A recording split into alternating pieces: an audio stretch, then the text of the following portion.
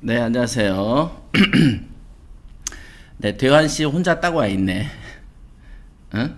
대환 씨 혼자 딱 와 있어. 그래서 이거를 진짜 간만에 유튜브를 하려고 그러니까 이거 뭐 오는 사람도 없고 듣는 사람도 없고 해서 이제 안 하려고요. 응? 자, 일단 간만에 하는 거니까 어, 자, 바로 시작을 할게요. 바로.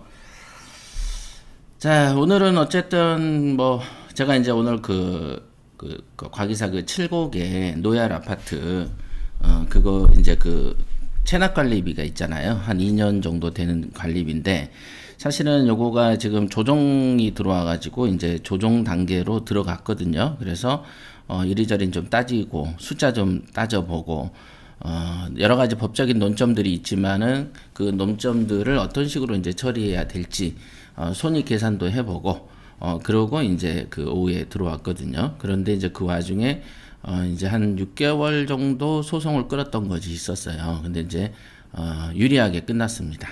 여기 수희 씨가 오셨는데 그 소송 사건은 이제 우리가 완승했습니다. 그리고는 이제 7곳건은 이제 나중에 그 조정이 합의가 다 되면 그때 한번 이제 체납 관리비 관련해서 여러분들 이제 투자를 이런 식으로 하는 것이구나 라는 것을 이제 엿볼 수 있는 이제 그런 사례도 한번 설명해 드릴게요. 지금 보면은 그 경매 성공 비법에 있는 것은 사실은 이제 우리가 이제 투자하는 과정 속에서 있었던 수많은 어떤 사례들 중에 극소수에 불과하고 그 중에서도 어떤 이제 구체적인 비법들이 있는데 그 비법들 같은 경우가 일부만 공개되는 것도 있습니다. 그러니까 사람들이 보면은 뭐든지 간에 정법으로 제대로 그 제가 늘 말씀드리지만은 탑을 쌓듯이 배워야 되는데 조각을 모아가지고 집을 짓는 것처럼 하려고 합니다. 통상. 그러니까 지어놓은 게 없으니까 쉽게 무너지죠. 그렇죠. 뭔가 그 건물을 지으려면은 굉장히 기초를 다지면서 차곡차곡 쌓아야지 이제 실력이라는 게 되는 거잖아요. 그죠? 그리고 이제 우리가 지금 보면은 그 뭐라고 해야 되나, 우리가 이제 중고등학교 시험 같은 경우는 우리가 이제 막 그 학교 내에서 학력고사도 보지만은 뭐 중간고사, 기말고사 보고 우리 때 얘기해요. 그리고 이제 전국의 모의고사를 보면서 자기의 이제 순위를 결정하기도 하잖아요. 그래서 이제 시험이란 걸 통해서 자기의 이제 수준을 가늠하는 것인데, 근데 이 그 성인이 돼서 하는 경매 공부라는 것은 보면은 그 순위를 결정할 수가 없잖아요. 그죠? 그러니까 누가 뭐 레벨을 정해주는 것도 아니고, 특히 경매에 있어서 실력이 있다 없다라고 평가를 해주는 기관도 없을 뿐더러 사건이 각각이 다양하기 때문에 그냥 그 혹세무민이 쉽게 되는 것이죠. 그죠? 그러니까 이것도 뭐 예를 들면은 그 대학교 들어가기 위해서 고등학교 때 수능을 본다. 고등학교 때 시험을 본다 그러면은 뭔가 속임이 좀 없죠. 왜냐하면 공개적으로 드러나 있기 때문에. 그러나 이제 성인이 돼서 공부하는 경매 실력 같은 경우에는 너나 나나 다 잘났다고 생각을 하고 말을 하기 때문에 이제 그 경매 초보자들 입장에서는 이제 가늠을 할 수가 없다라는 그 어떤 단점이 있죠. 그래서 이 사회에는 사기꾼들이 있는 거죠. 근데 여러분들이 분간하는 눈이 있진 않잖아요. 솔직히 초보자들이. 그런 게 좀 있습니다. 그래서 경매 쪽에는 애초부터 이 그 내공을 따져가면서 항상 기초가 중요한데 기초를 망각하면은 잘 안 돼요. 항상 말씀드리지만 그 기초가 뭐냐라면은 가장 큰 기초는 역시 부자 마인드가 아니겠는가, 이제 이렇게 볼 수 있습니다. 예. 기초가 뭐냐? 기초가 뭐냐? 그럼 이 기초는 역시 마인드죠. 마인드가 되겠습니다. 그래서 이 생각하는 어떤 틀, 이게 틀이 틀어지면은 거기서 아무리 어떤 뭐를 해도 좋은 수가 안 나옵니다. 좋은 방법이 안 떠오르죠. 희한하죠.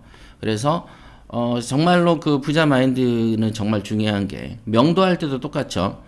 얻으려고 그러면 잃어버리고, 우리가 얻으려고 하면 버려야지 얻어지고, 그래서 버려야 얻어지죠. 채워지죠.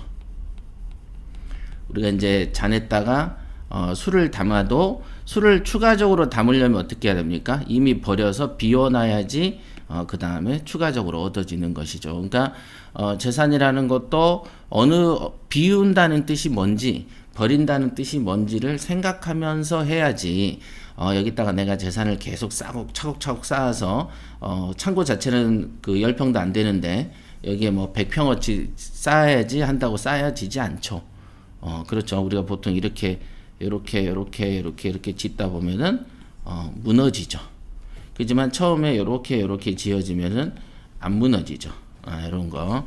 이거는 사실은 꼬맹이들도 아는 상식입니다만은 이게 이제 그 부동산 같은 거를 하면서 어떤 게 쌓는 거고 어떤 거가 이렇게 위태위태한 건지를 분간이 안 되는 거죠. 그래서 이제 이거를 그 분간하는 눈을 키우기 위해서는 천상 마인드를 키워야 된다.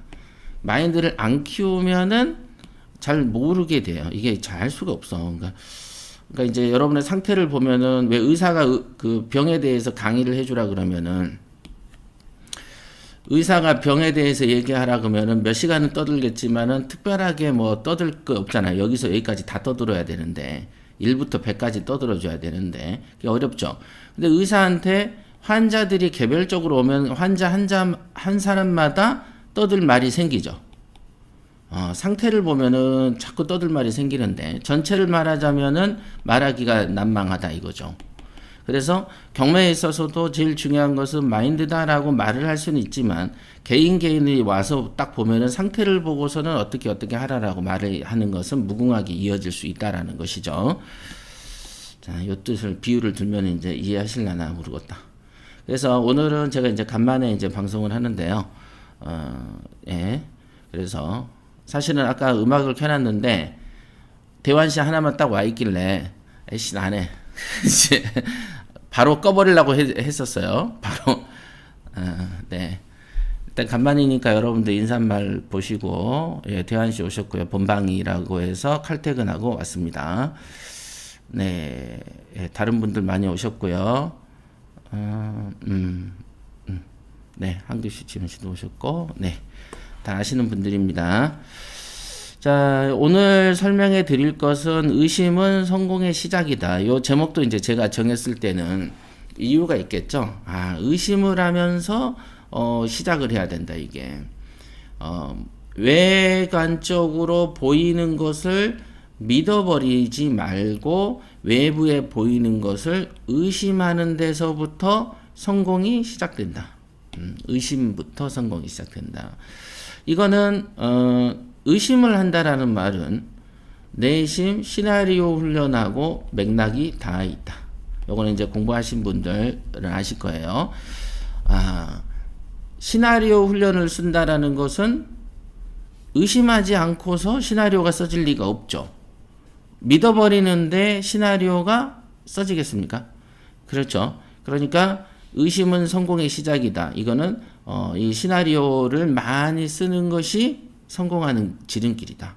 시나리오를 쓴다라는 것은 머리가 유연해야 되는 것이고, 머리가 유연하다는 뜻은 사고가 유연하다는 뜻이죠. 사고는 생각하는 것들이 유연하게 이루어져야 된다는 거죠. 그래서 생각이 유연하려면 마음이 너그러워야 생각이 유연해지죠. 너그럽지 않으면 유연하지 않아요. 그러니까 이제 예를 들면 나는 이래서 지금 이랬고 저렇고 해서 바빠서 못하고 조금 뭐 이유를 달죠. 그걸 변명, 핑계라고 한단 말이죠. 변명하고 핑계를 대는 것은 첫째가 어떤 너그러움이 없어서 그렇다. 어느 한쪽으로 내 마음이 피치우쳐 있는데 상대방한테 말을 하기 위해서 드러내는 게 변명인 것이죠. 요거를 좀 아셔야 되는데, 요거는 이제 자기의 어떤 운명 같은 거죠. 변명하고 핑계대는 삶은 부자의 마인드가 아니죠. 자, 요거 같은 경우는 제가 이제 그 경매 성공 비법, 부자 마인드 책은 다 강의를 했지만 경매 성공 비법은 이제 차근차근 다시 하고 있지 않습니까? 그래서 이제 약수빌라 사건은 아시는 분들은 누구나 다 아실 거예요. 이 건 같은 경우도 정말 들어간 돈 한 푼 없이 거의 그 1억 이상, 1억 5천 가까이 남긴 사례가 되겠습니다. 한번 읽어볼게요. 관악구 봉천동에 위치한 약수빌라다. 네, 이 정도 충분히 크게 보이시죠? 모두 이건 원래 이런 호수를 말하면 안 되는데, 그죠? 근데 이제 지금 보니까 그러네. 근데 지금은 또 이제 어떤 분이 소유자겠죠. 자세히 읽고 아시면 아이고 이런 물건을 소개해 주세요라고 할 겁니다. 하지만 좋은 물건이란 건 우리를 기다려주지 않습니다. 네, 맞습니다. 그래서 우리를 기다려주지 않기 때문에 일회독을 꾸준히 하세요라고 말을 하는 것이죠. 그러니까 일회독을 꾸준히 해야 되는 이유에 대한 거죠. 좋은 물건은 우리를 기다려주지 않습니다. 계속 지켜보고 조사하는 과정에서 한 건 한 건 내 눈에 보이게 되는 것이다. 그러니까 끊임없이 경비를 서야 된다는 것이죠. 경비를 서야 돼. 그러니까 여러분들이 투자할 돈이 있으면 내가 투자할 돈이 예를 들면 5월 달에 생겨. 그러면 1월부터 봐야 되겠죠. 그죠? 그런데 내가 경매 실력은 처지는데 내년 5월에 돈이 생겨요. 그래도 금년 1월부터 봐야 되는 것이죠. 그래서 실력이 없기 때문에 물건 보는 눈을 키운 다음에 5월달, 내년 5월에 돈이 생기면 그때 투자할 수가 있죠. 돈이 5월에 생기는데 4월부터 검색한다는 말은 모순이죠. 왜? 그때부터 봐도 되지 않습니까? 네, 맞아요. 그러나 여러분의 보는 눈이 낮을 거기 때문에 미리부터 봐야만 보는 눈이 높아지기 때문에 그래서 준비해 놔야 되는 것이죠. 그래서 이제 제가 부자 마인드 강의할 때 맨날 하는 말이 도둑이 집에 들어오면 그때 태권도 도장을 끊어서 다닐 거냐 아니면 미리 태권도장을 다닌 다음에 도둑이 들어오면 그때 때려잡을 것이냐 요렇게 물어보면은 쉽게 이해가 되는 거죠. 그러니까 그런 논리는 그 경매의 일회독과 시세조사 훈련 같은 경우를 그럼 언제 해야 됩니까? 미리 하시라. 미리 자주 해야 된다. 사건이 터지고 나서 하는 거나 사건이 터지기 직전에 하는 게 아니고 물건 검색이라는 것도 어떤 거든지 간에 미리 맨날 하는 것이다. 이런 거. 그러니까 내가 요즘은 바빠서요 하니까 훈련을 좀 쉬겠습니다 라는 말은 어렵사리 올려놓은 거를 실력을 후퇴시키는 판단이다. 이렇게 그거는 늘 말씀드렸던 내용이죠. 네. 이 물건은 대지가 7평이고요. 건평이 13평입니다. 제가 매입할 당시에 감정가는 6,800이고요. 최저가는 2,200이었다. 정말 아름다운 구조죠. 지금 봐도 이쁜 구조죠. 한 3분의 1 가격에 살 수 있다. 제가 낙찰받은 거는 3,110만 원이었다. 이게 얼마 안 썼죠. 얼마 안 썼어요. 보시면 아시겠지만 겉으로 힐끗 보기에도 참 잘 샀다는 생각이 든다. 그러니까 왜냐하면 감정가가 6,800인데 3,000에 샀으니까 어찌됐든 반투매 산 거 아니겠습니까? 그죠? 굉장히 이런 거를 한 10개 사면 얼마나 좋겠어요. 그죠? 이런 거를 10개 사면은 3억을 벌겠네요. 그죠? 6,800 정도가 물론 판 거는 1억 5천, 1억 6천인가에 팔았던 기억이 나는데 이게 그 당시 감정가가 그 당시 제가 살 때는 시세가 감정가보다 항상 세던 시절이에요. 그러니까 언제죠? 그 당시에 이제 노무현 때 같은 경우에는 항상 시세가 감정가보다 높았어요. 항상. 왜? 지금 생각해 보시면 돼. 문재인 때 보면 어떻습니까? 급상승하기 때문에 항상 감정가보다 시세가 높아. 항상. 그랬던 시절이에요. 이때가. 그죠? 그래서 이게 보면 반틈이잖아요. 그러니까 이런 거 10개 사면 3억 버는 거잖아. 그냥. 그죠? 겉으로 힐끗 보기에도 잘 샀다는 생각이 든다. 예.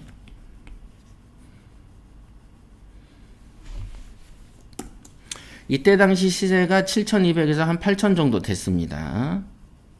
그러니까 사실상 8,000짜리를 3,110에 산 거니까 어쨌든 한 얼마입니까? 8324, 8432. 한 40% 선에서 싸게 산 거가 되는 거가 되겠죠. 그러니까 1억짜리를 4,000에 산 거고 2억짜리는 8,000에 산 거가 되는 셈이죠. 비율상.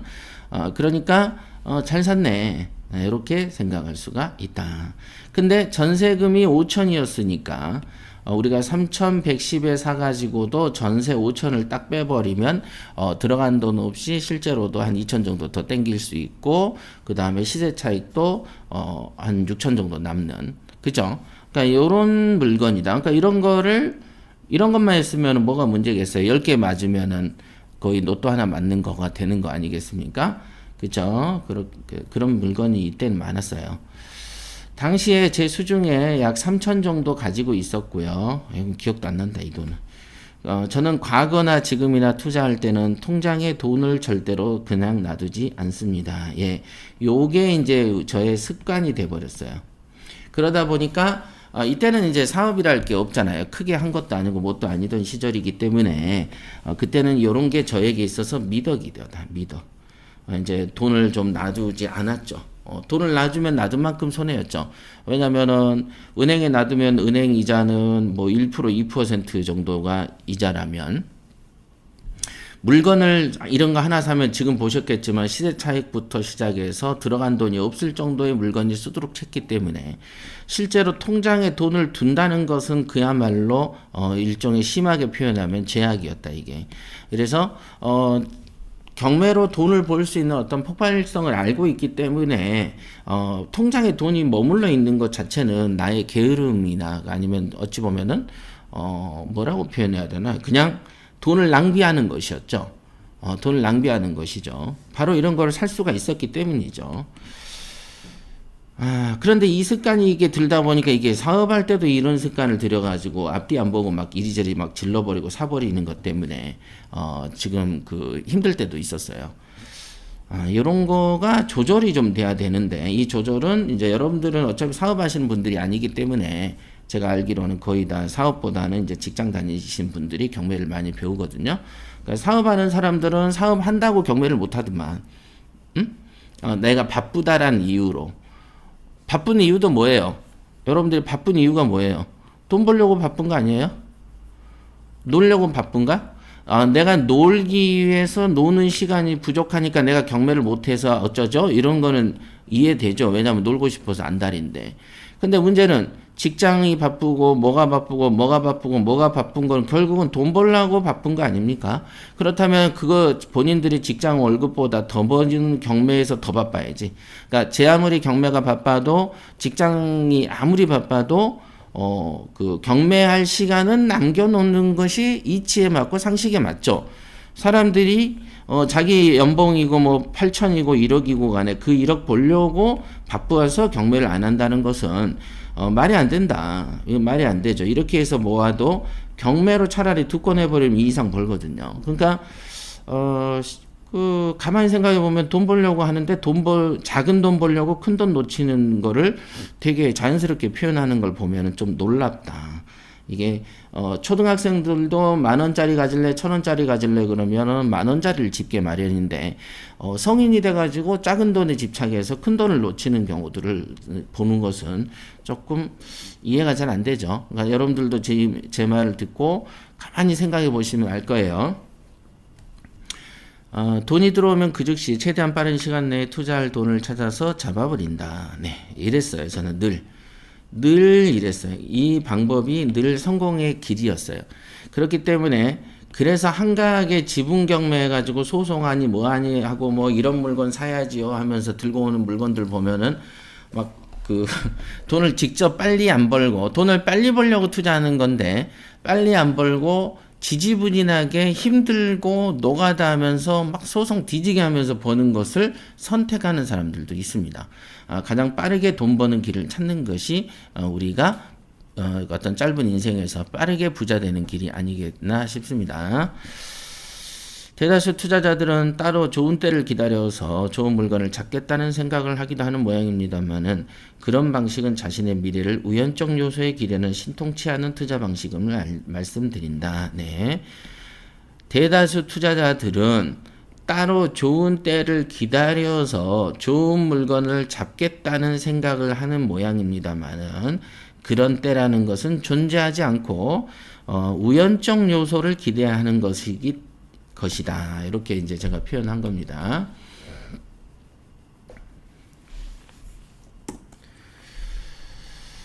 통장에 돈이 머무는 시간이 길면 길수록 돈이 가지는 생산력을 떨어뜨린다. 외에는 다른 역할을 하지 않는다는 것은 기억하세요. 네. 투자자들을 상담하다 보면 통장에 돈을 모셔놓고서는 별다른 방법을 강구하지 않는 경우를 자주 봅니다. 그런 사람들의 공통점은 소심한 성격에 고집이 좀 세고 아둔하고 진취적인 열정이 없어서다. 이렇게 씁니다. 그러니까 이거는 이 수익으로 딱 보면 알아요. 어느 게 플러스고 어느 게 마이너스냐를 판단하는 눈이 있으면 된다. 자, 요거 통장에 돈이 머무는 시간이 길면 길수록 돈이 가지는 생산력을 떨어뜨린다. 이거 중요하다. 이게 중요합니다. 요 이치, 그러니까 이게 돈이 갖는 속성이라고 표현될 수 있겠죠. 돈이 갖는 속성. 자, 여러분들이 그 질문도 있으면 남겨놓으세요. 물론 이제 이 사건하고 관련된 질문이면 더 좋겠죠. 이 본 강의랑. 의심스러운 선순위 세입자라는 게 있어요. 이런 게 사실상 경매에서 되게 많았죠. 그래서 선순위 세입자가 있는데 그 선순위 세입자가 선순위가 아니기만 하면은 우리가 큰 돈을 벌 것처럼 많이 떨어져 있는데 실제로 선순위 세입자 대 세입자가 선순위가 아닌 경우를 찾으려면 부단한 노력이 좀 있어야 되죠. 더더군다나 요즘에는 경매 쪽으로도 워낙에 사기꾼들이 많이 들어와가지고 선순위 그 세입자가 아닌 것처럼 모양을 깔아놓고 그 낙찰자들의 돈 10%씩을 따먹는 애들도 있다 이게. 그런데 문제는 이 그 법원에 있는 경매계 직원들이 요런 어떤 트렌드, 사기꾼들이 들어오는 이 트렌드를 읽지 못하죠. 왜냐하면 뭐 온실속의 화초처럼 경매에 대해서 뭐 연구를 하겠습니까? 뭘 하겠습니까? 이번 달, 다음 달 월급 받기 바쁜데, 요즘에 트렌드가, 요즘에 이런 방식으로, 선순위인 것처럼 해가지고, 뭐 이렇게 조작하면서, 이렇게 돈을 피해를 끼치는 경우가 있다라는 것을 자기들이 트렌드를 읽어가지고, 그걸 예방을 하겠습니까? 뭘 하겠습니까? 실제로 그런 사례 있어요. 제가 이제 손에 들고 있는 사례가 하나 있는데, 그거를 이제 방송에서는 좀 하기가 머시기한 것도 있어서 안 하고 있을 뿐이고, 그렇습니다. 그래서 이 선순위 세입자라는 거가 완벽하게 선순위가 아니라는 확증이 있지 않는 한, 여러분들이 굳이 모험을 삼아서 들어갈 필요는 없다. 확증이 없는 한 뭐하러 합니까? 왜냐하면 물건은 그 물건 말고도 다른 물건이 많은데 이상하게 사람들이 홀리는 증세가 있다. 그래서 사슴을 쫓을 때 하나에 꽂히면 사슴 엉덩이만 보다가 길을 잃어버리는 격이죠. 옛날에 손자병법에 보거나 삼국지 보면은 저기 실컷 한 대여섯 시간 싸우다가 갑자기 그 폐색이 짙어서 도망을 가면 호기로운 마음에 쫓아가다가 매복에 걸려서 몰살당하는 뭐 이런 거는 흔히 있는 병법 중에 하나죠. 그러나 그걸 결과적으로 보면 왜 속지라고 말을 하지만은 실제로 그 상황에 닥쳐보면 사람이 교만해지기 마련이고 교만해지다가 이제 실수하면은 이제 패하는 거죠. 그래서 투자도 사실은 그런 것들이 좀 있습니다. 그러니까 한 번, 두 번 잘 되면은 세 번, 네 번도 그냥 무심하게 지나가다가 그동안 벌었던 돈을 한 사건에서 날리기도 한다. 그죠? 그러니까 위험 요소를 정확하게 찾아내고 그게 위험한지 안 한지를 진단하는 능력이 굉장히 중요한데 사람이 이제 하다 보면 경솔해지잖아요. 경솔해지다 보면은 실패가 따르기 마련인 것이죠. 그죠? 경솔하면 실패가 따라요. 있습니다. 그러니까 하다 보면은 자기가 사는 집이 없어져 버릴 수도 있겠죠. 재수가 없으면 불이 나서 타버릴 수도 있는 거고, 집이 붕괴돼 버리는 것도 보셨잖아요, 이번에. 그리고 금이 가버려서 쩍 가가지고, 아예 어떤 재산 가치를 떨어뜨려 버릴 수도 있는 거 아니겠습니까? 이제 그런 물건과 그런 어떤 부동산의 소유자가 되는 것은 어찌 보면 되게 우울한데, 그런 것도 어떤 그 경솔한 마음을 가졌을 때 그런 물건들이 만나진다. 이런 거. 강의를 너무 오랜만에 하니까 너무 좋은 말만 한 것 같은데. 당시 투자할 물건이 있나 찾던 중 최저 가격이 2천만 원대 빌라가 눈에 띄었다. 이 물건의 등기부 분석은 최초 근저당권자가 북부 수협이었다. 2001년. 그리고 임차인은 98년에 김병욱이었다. 2003년에는 김정임이 있었다. 이렇게 돼 있죠. 예. 그러니 임차인이 98년도에 선순위 아닙니까? 경북 그 북부 수협보다. 통상적으로 아시겠지만은 이렇게 이제 은행이 1순위인 경우에 은행이 1순위인 경우에는 통상적으로 어떤 일이 있냐면은 이렇게 선순위 김병욱이라는 사람이 있으면 이 사람에 대해서 예를 들어 무상임차인이다. 뭐 이런 어떤 그 증빙을 받고 비로소 돈을 빌려주는 게 상식이에요. 그러니까 사실상 요런 데가 경인 북부 수협이 아니고 이제 홍길동이다. 개인이 빌려줬다. 그러면은 이 김병욱이 참 입증이 힘들죠. 그러나 북부 수협이다. 그러면은 이거 은행 입장에서 김병욱의 존재를 어떤 식으로든지 확인하고 돈을 빌려줬겠다. 그래서 이 사람이 아무래도 무상 임차인이거나 아니면 임차인이더라도 금액이 너무 작아서 이렇게 완전 작은 임차인이거나 무상 임차인이라는 거 없이 과연 북부 수협에서 돈을 빌려줬겠는가라는 추론을 할 수는 있다. 그러나 요즘에도 그런 경우가 가끔 있지만 과거에는 은행들이 어떤 게 있냐면은 아는 놈들끼리는 앞에 그 돈을 선순위가 있어서 안 빌려줄 수도 있는 그런 상황의 물건들인데 이제 우리가 짜고 친다 그러잖아요. 우리가 이제 보면은 은행하고의 관련성에서는 비리가 되게 많죠. 비리가 많죠. 이번에 그 청와대 행정관인가 뭐 그 반부패 비서관 뭐 이런 사람들 보면은 뭐 64억짜리 사는데 뭐 대출이 50 몇 억 이래 버리잖아요. 이거는 아는 놈이니까 더 빌려주는 케이스거든요. 그러니까 이런 상황들이 존재해요. 아는 놈이라는 건 이런 어떤 아까 말한 청와대 이런 애들처럼 굵직한 권력을 뒤에 두고 있는 놈들도 있지만 그냥 은행에서의 과장하고 좀 친해도 얼레벌레 이렇게 좀 되는 경우도 있었어요. 그러니까 당연히 아까 말한 논리로 은행이 1순위이기 때문에 이런 거를 하지 않았겠어 라는 추론은 가능하나 그게 확증으로 갈 수는 없는 것이다. 확증으로. 그러니까 그것만 믿고 질렀다가 또 뭔 일을 당할 수를 모르기 때문에 우리는 그것만 가지고는 우리가 마음을 편하게 할 수가 없었다. 이렇게 볼 수 있겠습니다. 그래서 여기는 임차인이 2명 있었어요. 2명. 한 명은 김병욱. 한 명은 김병욱이고 한 명은 김정임이었습니다. 98년, 2003년. 그렇죠. 그러니까 집은 아까 13.94평이었나? 이렇게 작은데 방은 3개 있는데 한 명은 김정희, 한 명은 김병욱, 한 명은 집주인이다. 그럼 방을 한 지붕에 3가족이 있겠냐? 요런 것도 하나의 추론 중에 하나였죠. 자, 1번 추론은 은행이 1순위인 거 보니 이런 거 아닐까? 라는 게 1순위. 하지만 은행도 짜고 치는 것들이 있었고 은행에 물어봐도 안 가르쳐줬고 그렇다면은 돈이 대출이 안 되더라도 도출을 해줄 수 있었을 거다. 김병욱이가 실제 존재하는 임차인이더라도 대출을 받기도 하는 사례가 있기 때문에 그런 상황이 하나인데 또 하나는 방 3개인데 김정임 하나, 김병욱 하나, 집주인이 있다라는 것은 이거는 이해할 수가 없다. 화장실 하나를 모르는 사람 3명이서 임차인 2하고 살겠냐. 임차인 2하고 집주인 하나가.